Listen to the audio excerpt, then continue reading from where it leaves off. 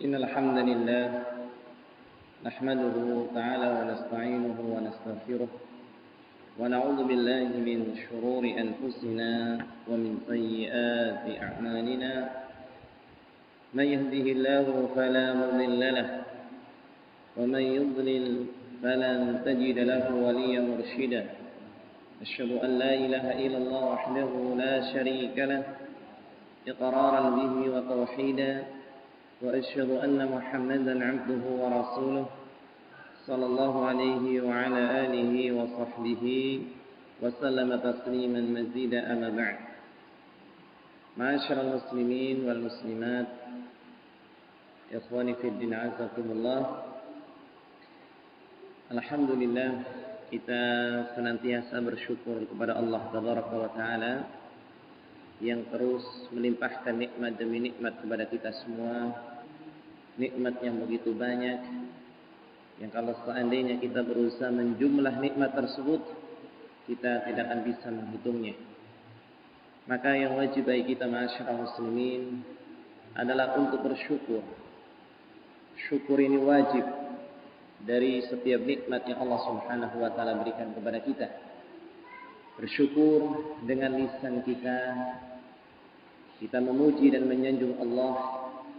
Bersyukur dengan hati kita, meyakini bahwa nikmat itu hanya datang dari Allah Tabaraka wa Ta'ala, dan kita pun bersyukur dengan anggota tubuh kita dengan berusaha menggunakan nikmat-nikmat tersebut dalam perkara yang diridainya. Ma'asyiral muslimin, ikhwani fillah azakumullah. Di kesempatan malam hari ini insyaallah kita akan kembali melanjutkan pembahasan dari kitab Ahkamul Janaiz. Di pembahasan kita yang terakhir, kita di poin atau di permasalahan yang kedua, yaitu talqinul muhtadar, mentalqin orang yang sakaratul maut. Ini pembahasan kita yang terakhir. Ada beberapa poin hadis yang disebutkan di sini, dan yang terakhir kita sebutkan bahwa tidak mengapa untuk seorang muslim dia untuk menghadiri wafatnya orang kafir atau detik-detik kematian orang kafir dengan harapan dan tujuan untuk dia mendakwahkan Islam, agar orang kafir tadi di akhir hidupnya, di sisa hidupnya dia bisa mendapatkan hidayah Islam.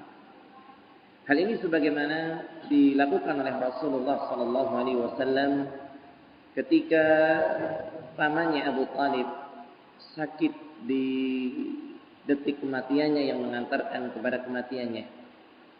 Nabi sallallahu alaihi wasallam menjenguk pamannya Abu Thalib dengan tujuan untuk mendakwahi Islam, mengajak untuk masuk ke dalam Islam. Nabi alaihi salatu wassalam mengatakan, "Ya ammi, qul la ilaha illallah kalimatan uhajju laka biha indallah." Wahai pamanku, ucapkanlah la ilaha illallah, sebuah kalimat yang nanti aku akan membelamu di hadapan Allah. Ketika Nabi alaihi salatu wassalam menyampaikan kalimat ini, maka dua sahabat Abu Thalib, ini mereka tokoh dari musyrikin, Abu Jahal, ini pamannya, Nabi juga, yang dikenal juga dengan Abu Lahab. Demikian pula Abdullah ibnu Abi Umayyah mengatakan, "Ya Abu Talib, atarghabu an millati Abdul Muttalib?" Apakah kau benci dengan agama nenek moyangmu Abdul Muttalib?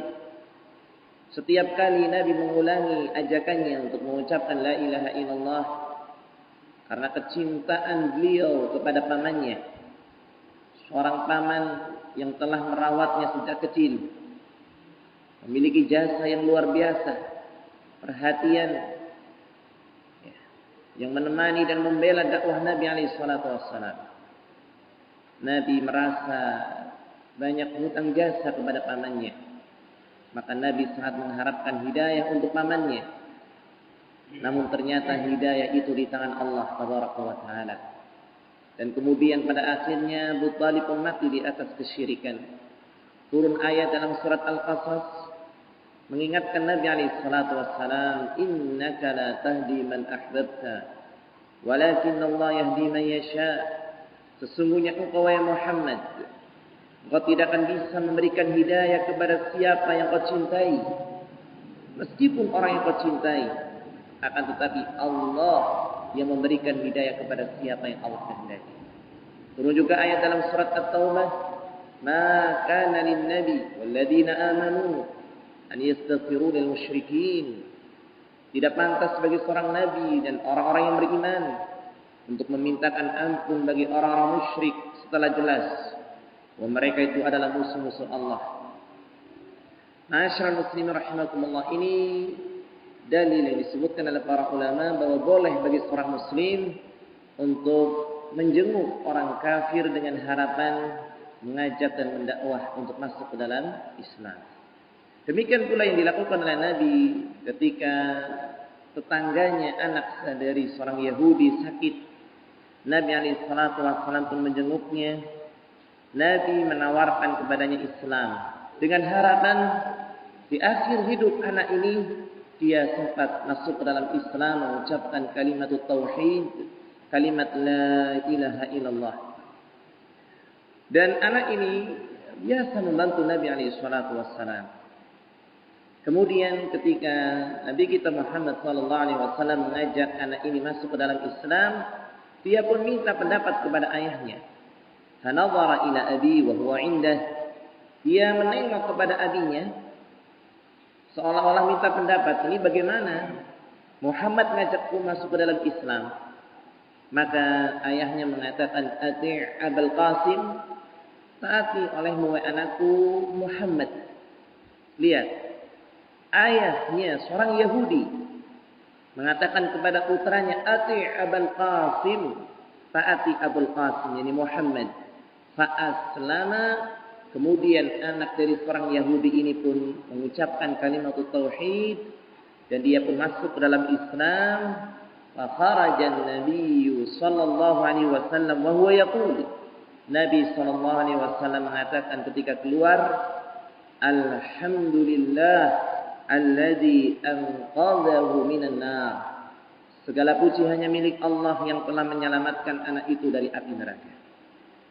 Falamma mata, ketika anak ini meninggal, Nabi mengatakan kepada para sahabat, sallu ala sahibikum, salati oleh kalian sahabat kalian ini. Ini menunjukkan kepada kita masyarakat muslimin bahwa anak tersebut mati di atas Islam.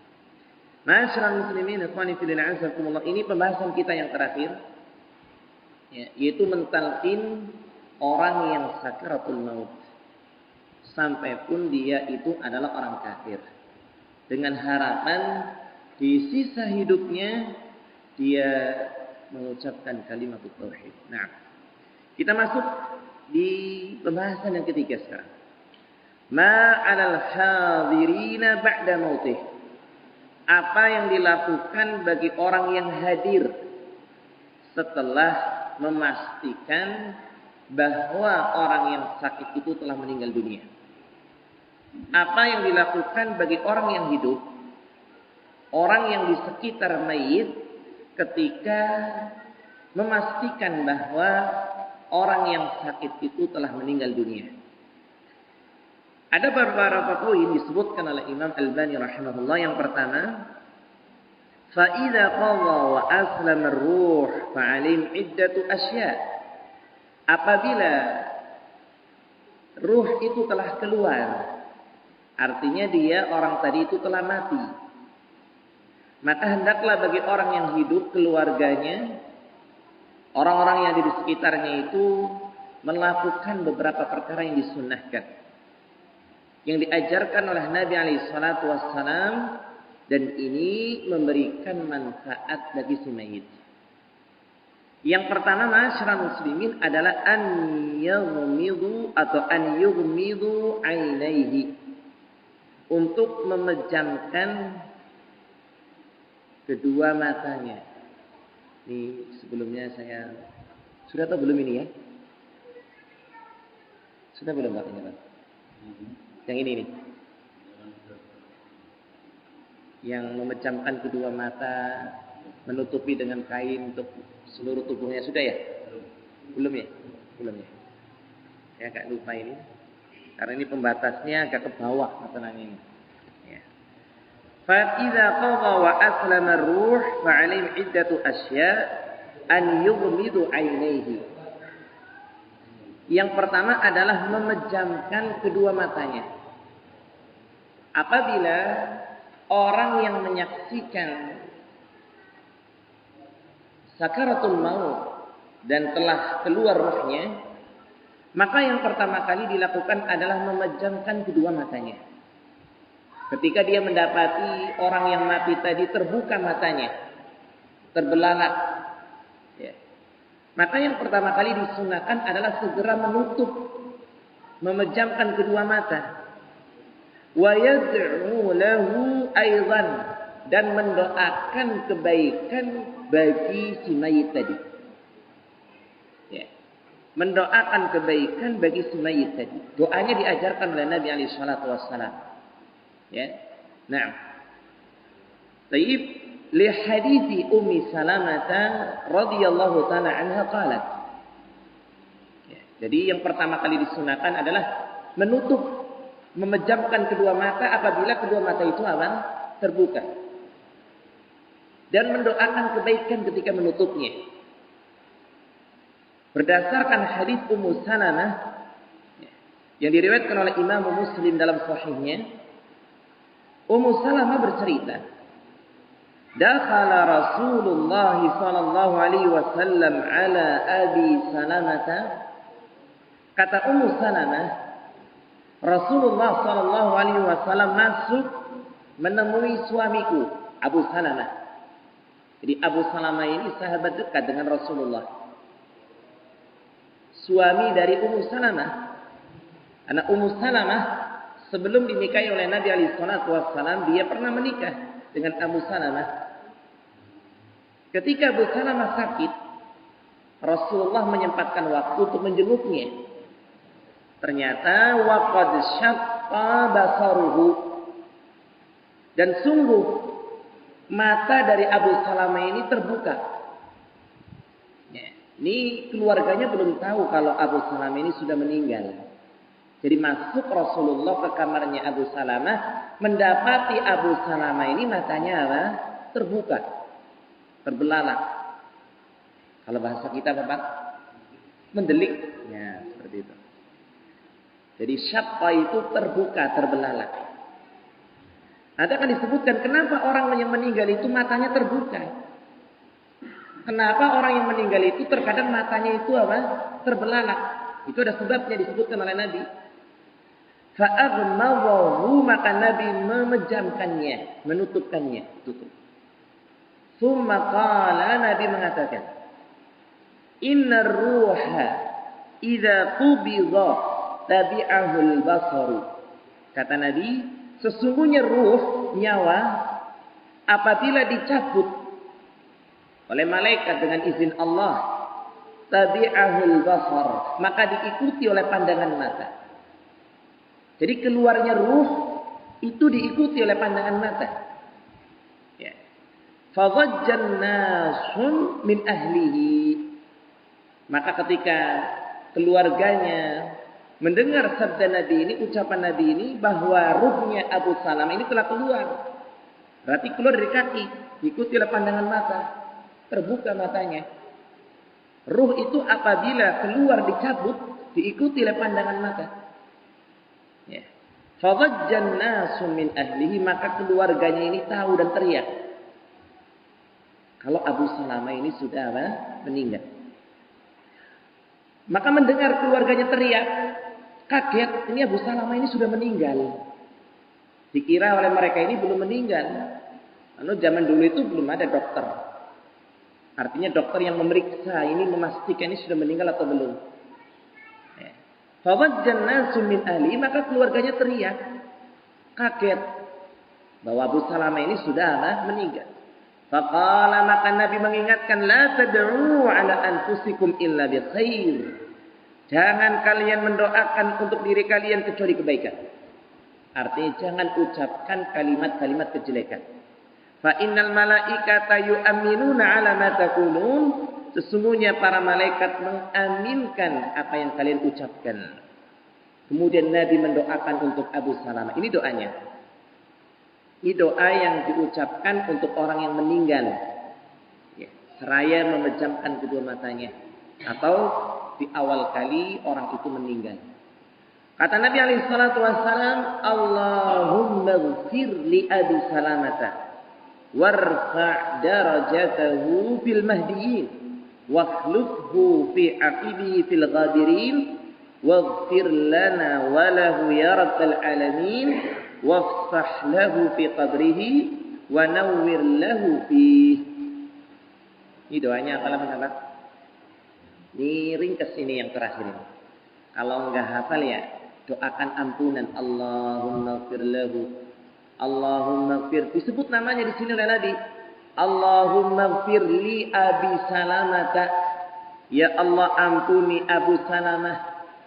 Kalau itu orang tua kita, Allahumma ighfir li walidi. Allahumma ighfir li abi. Allahumma ighfir li ummi. Atau kalau itu anak kita, Allahumma ighfir libni libinti ila akhirih. Atau disebut namanya. Seperti yang diajarkan oleh Nabi SAW. Allah atau dengan menggunakan dhamir. Allahumma ighfir lahu. Boleh. Kalau di sini Nabi SAW menyebut nama. Memastikan kalau itu Abu Salamah. Allahumma ighfir li Abi Salamah. Ya Allah ampuni Abu Salamah. Warfa' darajatahu bil mahdiyin. Ya Allah angkat derajatnya bersama orang-orang yang telah Kau berikan hidayah petunjuk kepada mereka. Wakhluqhu fi aqibi fil ghabirin. Ya Allah ganti dia pada keluarganya yang ditinggalkan, ganti yang lebih baik. Agar Allah mengganti Abu Salamah ini untuk keluarganya, istri yang ditinggalkannya menjadi ganti yang lebih baik. Waghfir lana walahu ya rabbal alamin. Ya Allah ampuni kami, ampuni dia Abu Salamah. Wahai Rabb semesta alam. Wafsah lahu fi qabrihi. Lapangkan kuburannya. Wa nawwir lahu fi. Dan sinari kuburannya. Ini doa yang diajarkan oleh Nabi SAW. Allahumma ighfir lahu. Atau Allahumma ighfir li Abi Salamata. Warfa' darajatahu fil mahdiyin. Wakhluqhu fi aqibihi fil ghabirin. Waghfir lana walahu ya rabbal alamin. Wafsah lahu fi qabrih. Wa nawwir lahu fi. Nah, di doanya masyarakat muslimin. Ini amalan yang pertama dilakukan oleh orang yang hidup kepada orang yang mati. Memejamkan kedua matanya dan mendoakan kebaikan untuknya. Nah, kemudian yang berikutnya masyarakat muslimin rahimakumullah. An yughassuhu bi thawbin yasturu jami'a badanihi. Amalan berikutnya adalah menutup si mayit bi thawbin dengan pakaian yasturu yang bisa menutupi jami'a badanihi seluruh tubuhnya. Jadi amalan berikutnya ya setelah mendoakan kebaikan ditutup seluruh tubuhnya dengan kain yang bisa menutupi semua anggota tubuhnya dari kaki sampai kepala tertutup semuanya. Ini amalan yang kedua. Dan ini amalan yang alhamdulillah diamalkan oleh masyarakat kita. Kalau ada orang meninggal ditutup semua tubuhnya. Dari ujung kaki sampai ujung kepala. Demikian yang disyariatkan oleh Nabi SAW. Hal ini berdasarkan hadis Aisyah radhiyallahu taala anha yang dikeluarkan oleh Imam Al-Bukhari dan Imam Muslim dalam sahihnya. Aisyah bercerita, anna Rasulullah sallallahu alaihi wasallam hina tuwfiya sujjiya bi burdin habirah. Ini ada dua bacaan, ada yang membaca hibarah, ada yang membaca habirah. Kata Aisyah radhiyallahu taala anha, bahwa Nabi alaihi salatu wasalam hina tufiya, ketika meninggal, sujiya ghuttiya, Nabi itu ditutup tubuhnya diburdin dengan burdah, dengan kain. Itu adalah kain yang menutupi seluruh tubuhnya. Hibarah dari negeri Yaman. Hibarah itu adalah jenis pakaian yang terbuat dari bahan di negeri Yaman. Namanya hibarah. Ya, nah, apa yang membaca habirah. Adapun di tempat kita ya bebas, boleh dengan sarung, boleh dengan apa? Jarit dan yang lainnya boleh. Tidak ada ketentuan pakaian khusus untuk menutupi si mayit. Namun yang jelas adalah pakaian yang lebar yang bisa menutupi seluruh anggota tubuh si mayit tadi. Ya. Nah, dengan pakaian yang lebar. Baik. Ini masyarakat muslimin rahimakumullah. Namun amalan yang kedua ini menutupi seluruh anggota tubuh si mayit dengan pakaian yang lebar yang bisa menutupi semua tubuhnya, ini berlaku bagi si mayit yang bukan muhrim, bukan meninggal dalam keadaan ihram. Ya. Namun kalau dia jenazah mayit tadi adalah orang yang muhrim, ya, muhrim itu orang yang sedang ihram. Jadi kalau ada kadang kita mendapatkan bahasa, kamu bukan muhrim saya. Ini benar apa enggak? Muhrim itu orang yang sedang ihram. Kalau mahram, nah itu bukan mahram kita. Kalau muhrim itu orang yang sedang ihram. Jadi bahasanya, kamu bukan mahram saya, bukan muhrim. Kalau muhrim itu orang yang sedang ada ihram. Ahrama yuhrimu muhriman. Ya, orang yang sedang ihram. Jadi wahada fi ghairi ya, man mata muhriman. Yang kedua ini berlaku bagi orang yang mati dalam keadaan tidak muhrim, bukan dalam keadaan ihram. Yang ditutup semua anggota tubuhnya ini orang yang meninggal dalam keadaan tidak ihram. Fa innal muhrima la yughatta ra'suhu wa wajhuhu. Adapun orang yang meninggal dalam keadaan ihram, apakah itu ihram haji atau ihramnya umrah, meninggal dalam posisi ihram dia dan belum selesai dari ihramnya, maka tidak boleh ditutup wajahnya, tidak boleh ditutup kepalanya. Jadi kalau orang ada meninggal dalam posisi sedang ihram, sedang menunaikan manasik haji atau manasik apa? Umrah. Orang kalau sedang ihram ini nggak boleh ditutup kepalanya bagi laki-laki, tidak boleh ditutup wajahnya bagi laki-laki dan perempuan, nggak boleh ditutup wajahnya. Maka ketika dia meninggal pun sama, karena dia posisinya itu sedang ihram, tidak boleh ditutup wajahnya, tidak boleh ditutup apa? Kepalanya. Ya, hanya dipakaikan untuknya dua pakaian, yaitu pakaian ihramnya, yaitu rida dan izar. Ya, seperti contoh orang sedang manasik umrah, orang sedang menunaikan ibadah umrah. Ya, dia masuk dalam ibadah umrah ihram, baru masuk ihram, contohnya dia ihram di miqat, contohnya di Dzulhulaifah, di Abyar Ali di Madinah. Baru ihram, ihram itu adalah niat untuk masuk ibadah umrah atau haji dengan menyebutkan labbaik Allahumma umratan. Itu kalau umrah. Labbaik Allahu hajjan. Itu kalau haji. Atau kalau hajinya tamattu'. Labbaik Allahumma umratan wa hajjan. Seperti itu. Ya. Ini masuk dalam manasik umrah atau manasik haji. Kemudian setelah itu, ya, dia harus meninggalkan ya, mahadir al-ihram. Perkara-perkara yang dilarang dalam ihram. Contohnya apa? Tadi, nggak boleh menutup kepala. Nggak boleh menutup wajah, nggak boleh pakai minyak wangi, nggak boleh motong kuku, nggak boleh yang lainnya. Maka si mayit yang meninggal dalam keadaan ihram pun berlaku seperti itu. Tidak boleh ditutup kepalanya, tidak boleh ditutup wajahnya, tidak boleh dipakaikan minyak wangi untuknya. Tidak boleh. Karena dia meninggal dalam posisi ihram. Karena dia nanti akan dibangkitkan oleh Allah Subhanahu wa taala di hari kiamat dalam keadaan bertalbiyah. Ya.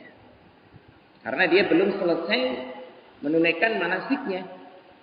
Ya. Kalau dia umrah contohnya, amalannya ini setelah ihram maka dia tawaf. Nah, perjalanan dari Madinah ke Mekah ini ternyata dia kecelakaan contohnya. Ya, naudzubillah dia kecelakaan perjalanan dari Madinah ke Mekah. Ya, dia belum selesai manasiknya, baru ihram dia, belum tawaf, belum sa'i, belum tahallul. Mau menuju ke Mekah, Masjidil Haram, di tengah-tengah perjalanan qadarullah dia ada kecelakaan.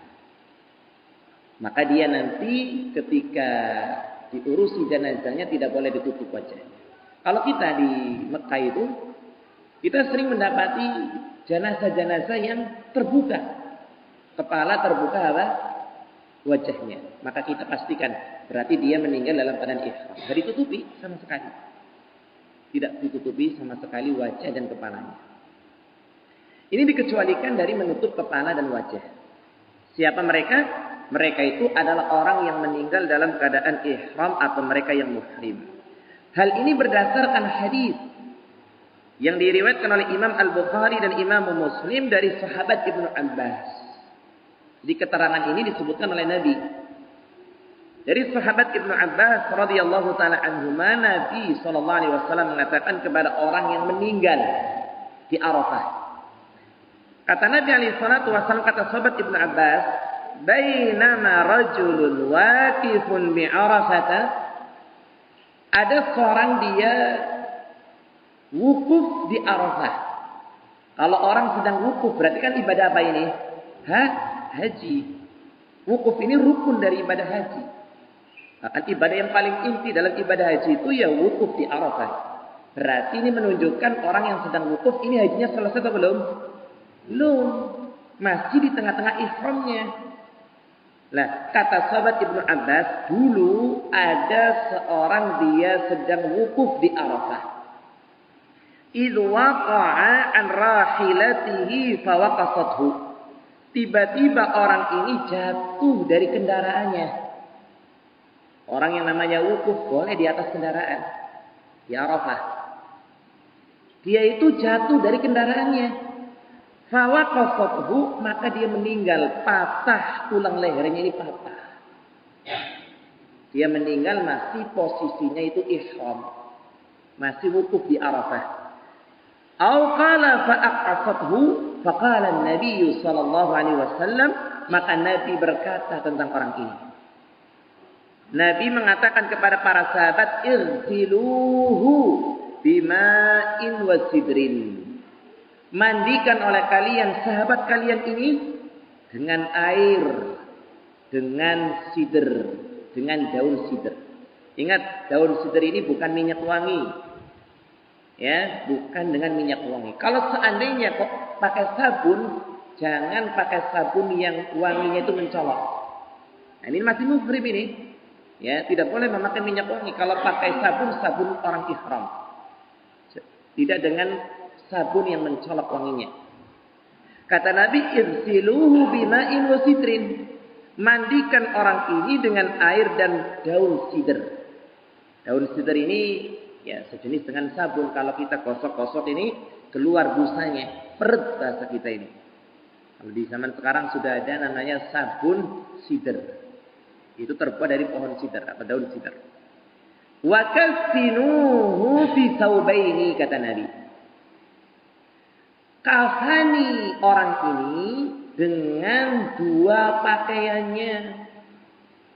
Jadi pakaian yang untuk mengkafaninya ini pakaian ihramnya. Orang kalau ihram pakainya berapa? Orang kalau ihram pakaiannya berapa? 2 top. Dia nggak pakai celana, dia nggak pakai baju, nggak pakai yang lainnya yang berjahit. Hanya 2 lembar pakaiannya itu, yaitu rida dan izar. Rida itu pakaian atas, izar itu pakaian bawah. Hanya itu pakaian yang menutupi orang ihram. Kata Nabi, wa kafinuhu fi thawbaini, kafani orang ini dengan dua pakaiannya. Atau dalam sebagian riwayat fi thawbaihi. Wala tuhannituhu, jangan kalian pakaikan minyak wangi. Gak boleh dikasih minyak wangi orang yang meninggal dalam posisi ihram. Ini harus diilmui yang seperti ini. Tidak boleh memberikan minyak wangi bagi orang yang meninggal dalam posisi muhrim. Wala tukhammiru ra'sahu wala wajhahu. Jangan kalian itu tutup kepalanya, jangan kalian tutup wajahnya. Alasannya kenapa? Fa innahu yub'atsu yaumal qiyamati mulabbiyan. Karena sungguh dia nanti akan dibangkitkan oleh Allah di hari kiamat dalam keadaan bertalbiyah. Ya, karena ihram, ya, seperti orang yang sedang bertalbiyah, labbaik Allahumma labbaik, labbaik la syarika laka labbaik. Seperti orang yang sedang bertalbiyah karena sedang ihram dia. Ini ma'asyiral muslimin rahimakumullah. Sehingga amalan kedua yang kita lakukan untuk orang yang mati itu adalah menutup seluruh tubuhnya dengan pakaian yang lebar. Dikecualikan di sini adalah orang yang meninggal dalam kondisi ihram karena mereka tidak boleh ditutup wajahnya, tidak boleh ditutup kepalanya. Dibiarkan terbuka. Ya. Kalau kita itu di Mekah itu ada kereta. Kalau namanya di sini ya seperti mobil. Ya jalan di pinggir masjid itu membawa jenazah. Ada yang tertutup, ada yang terbuka. Kalau terbuka berarti itu meninggal dalam posisi ihram. Kalau yang tertutup berarti dia tidak dalam keadaan ihram. Jenazahnya terbuka, masih dengan pakaian ihramnya. Kalau laki-laki. Nah kalau perempuan ditutup kepalanya dengan pakaian itu, tidak boleh ditutup wajahnya. Karena wanita itu kalau sedang ihram tidak boleh menutup wajah, tidak boleh menutup tangannya, telapak tangannya. Adapun yang lainnya tertutup. Ini bagi wanita. Adapun laki-laki hanya dikenakan dua pakaian tadi. Ma'asyiral muslimin ikhwani fillah azakumullah. Ini amalan yang kedua.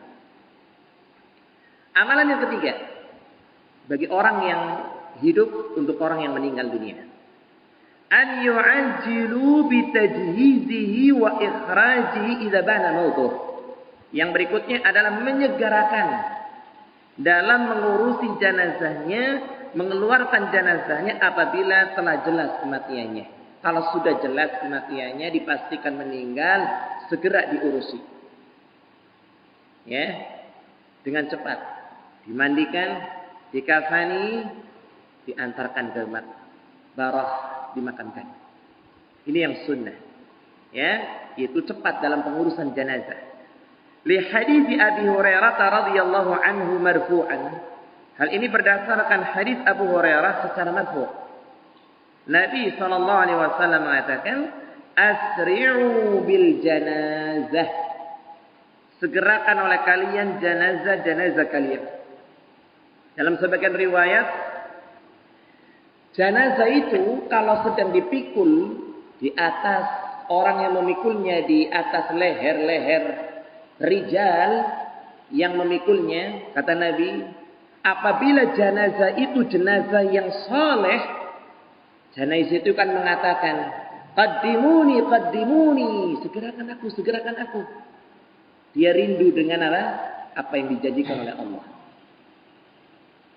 Kalau dia jenazah yang jelek, dia akan mengatakan, ya, celaka aku. Aina tadhhabun? Mau kemana kalian bawa aku ini? Celaka dia ini. Suara ini kata Nabi didengar oleh seluruh makhluk kecuali manusia. Karena kalau manusia dengar suara ini pingsan kata Rasulullah. Pingsan apa tidak, Pak? Lagi dipikul ngomong, kan? Lari orang yang mikul pingsan kata Nabi.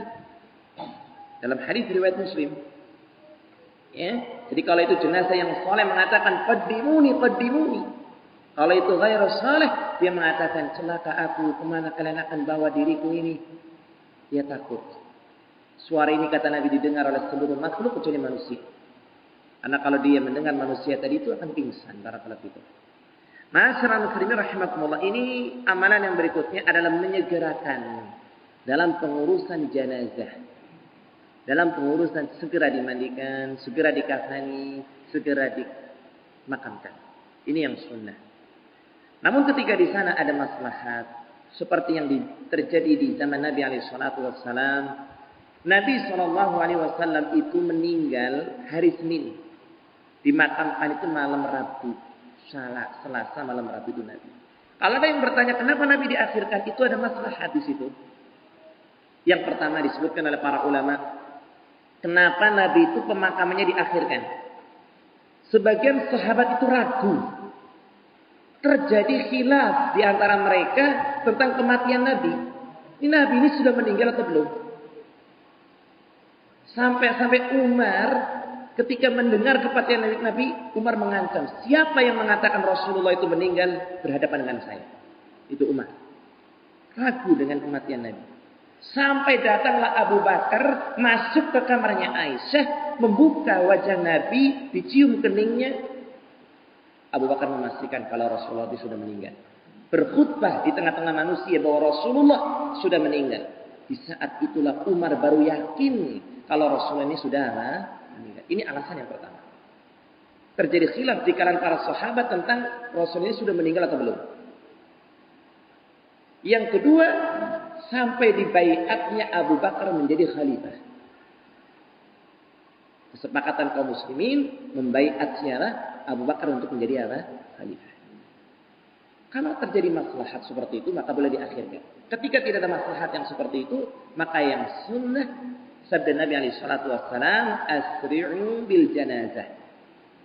Segerakan jenazah kalian, ya, di dalam memandikan, di dalam mengkafani, dan di dalam memakamkannya. Ini yang sunnah.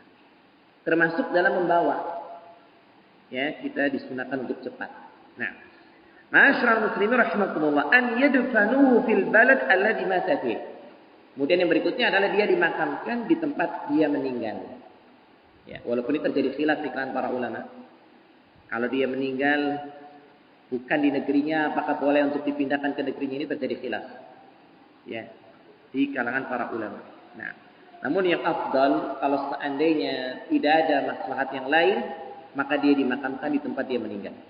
Di negeri dia meninggal. Nah, dan tidak dipindahkan karena memindahkannya ini akan memakan waktu dan akan bertentangan dengan sabda Nabi tadi. Asri'u bil janazah. Walaupun ini terjadi khilaf di kalangan para ulama. Kalau terjadi keluarganya menghendaki dia dimakamkan di tempatnya, ini termasuk maslahat yang dipertimbangkan oleh para ulama. Nah, namun kalau keluarganya lapang, ya, membolehkan untuk dimakamkan di tempat dia meninggal, maka dia segera dimakamkan. Dan itu yang mencocoki sunnah karena segera untuk diurusi jenazahnya. Nah, ma'asyiral muslimin rahimakumullah, yang berikutnya, an yubadira ba'dhum liqada'i dainihi min malih. Bagi keluarganya, untuk segera membayarkan hutang si mayit dari hartanya. Ya, ini dilakukan oleh masyarakat kita, alhamdulillah. Kalau ada orang meninggal, diumumkan siapa di antara kalian yang punya urusan piutang dengan si mayit ini, segera menghubungi keluarga si mayit. Ya. Berikutnya adalah menyegerakan untuk membayar hutang si mayit dari hartanya. Kalau dia punya harta. Kalau dia tidak punya harta, maka ahlu warisnya yang membayarkan hutang itu, anak-anaknya. Jika ternyata dia tidak punya keluarga dan dia tidak punya harta untuk membayar hutangnya, maka itu hak waliul amr. Itu hak waliul amr. Nah, dan itu adalah kewajiban ahlu waris. Jika ternyata tidak punya ahlu waris, maka itu adalah hak dari penguasanya. Seperti yang disabdakan oleh Nabi SAW, man humila min ummati dainan thumma jahada fi qadha'ihi famata wa lam yaqdi fa ana waliyuh. Kata Nabi, barang siapa dari umatku yang dia memikul hutang kemudian telah bersungguh-sungguh untuk membayarnya, namun ternyata dia mati sebelum membayarnya dan tidak ada harta yang dia miliki, maka akulah yang akan menanggungnya, kata Rasulullah. Dan Rasulullah ketika itu menjadi siapa? Waliul amr. Ma'asyiral muslimin ikhwani fillah azakumullah. Ini amalan berikutnya yaitu, ya, menyegerakan untuk menunaikan hukuk yang dimiliki oleh si mayit. Itu utang piutang. Ya, sehingga sebelum harta si mayit itu dibagikan kepada ahli warisnya, yang pertama adalah diselesaikan dulu urusan si mayit tadi. Barangkali dia punya hutang, setelah selesai hutang piutangnya, baru setelah itu adalah dibagikan kepada ahli warisnya. Ini penting diilmui oleh anak-anak bagi si mayit, penting diilmui oleh ahli waris agar dia segera menunaikan hak orang tuanya. Karena sebagian anak atau sebagian kita atau sebagian manusia itu dia tidak memikirkan kalau orang tuanya itu punya piutang. Pokoknya meninggal ya segera dibagi. Ya, maka yang disyariatkan masyarakat muslimin rahimakumullah adalah segera untuk menunaikan hutang, menyelesaikan hutang si mayit tadi. Karena itu akan menyulitkan bagi si mayit nanti di hari kiamat. Kalau dia mati dalam kondisi membawa hutang, sulit nanti. Pernah terjadi di zaman Nabi, disebutkan oleh Sa'ad ibn Atwal, saudaranya ini meninggal. Dia punya hutang 300 dirham. Dan dia ini tinggalkan keluarganya juga. Jadi, saudara Sa'ad ibn Atwal ini dia meninggal punya hutang 300 dirham. Dia juga punya keluarga yang harus dinafkahi. Kata Sa'ad ibn Atwal, aku ialah yang akan menanggung nafkah keluarganya. Artinya nafkahnya itu ditanggung oleh siapa? Sa'ad ibn Atwal ini. Maka dia Nabi SAW mengatakan kepada Sa'ad, inna akhaka mahbusun bidainihi. Saudaramu ini tertahan dengan hutangnya. Fazhab faqdi bihi atau faqdi anhu. Pergi kamu, segera selesaikan dulu hutang dia. Adapun urusan keluarganya nanti yang segera diselesaikan adalah terkait dengan apa? Hukuk hak yang dimiliki oleh si mayit tadi. Ini amalan berikutnya ma'asyiral muslimin rahimani wa rahimakumullah yang diperhatikan oleh kita semua supaya keluarga si mayit adalah segera untuk melunasi hutang piutang si mayit tadi sebelum membagikan harta warisnya. Nah, ini ma'asyiral muslimin rahimani wa rahimakumullah, dan masih ada beberapa poin yang insyaallah akan kita lanjutkan nanti di kesempatan yang akan datang. Ya, nanti agak luas lagi pembahasannya. Ma yajibu ala aqaribil mayit.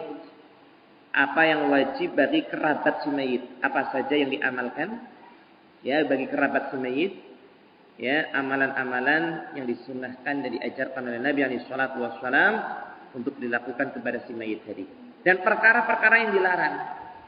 Perkara-perkara yang dilarang bagi keluarga si mayit kepada si mayit tadi.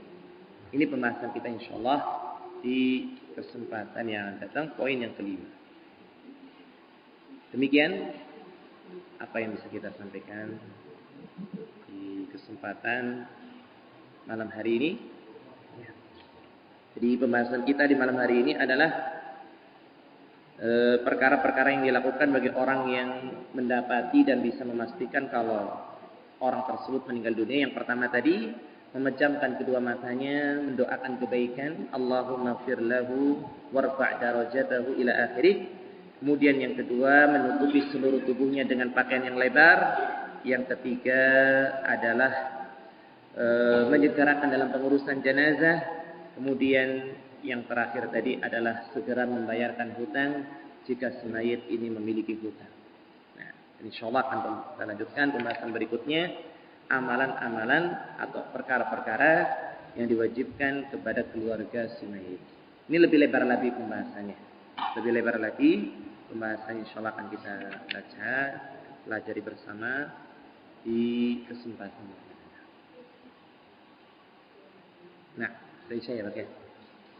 Demikian barakallahu fikum. Mudah-mudahan apa yang kita sebutkan, kita pelajari di kesempatan malam hari ini bermanfaat bagi kita semua. Dan semoga Allah menjadikan apa yang kita dengarkan bersama menjadi ilmu nafi, bekal untuk keluarga kita. Karena kita semua akan mati. Orang tua kita, keluarga kita, istri kita, kematian, sebab kepastian. Maka bekali ilmu agar apa yang kita kerjakan ini bisa memberikan manfaat pada orang-orang sekitar kita dari keluarga kita yang meninggal sebelum. Demikian barakallahu fikum. Wallahu ta'ala a'lam bis-shawab wa sallallahu ala nabiyyina Muhammad. Subhanakallahumma bihamdik, asyhadu an la ilaha illa anta, astaghfiruka wa atubu ilaik. Assalamualaikum warahmatullahi wabarakatuh.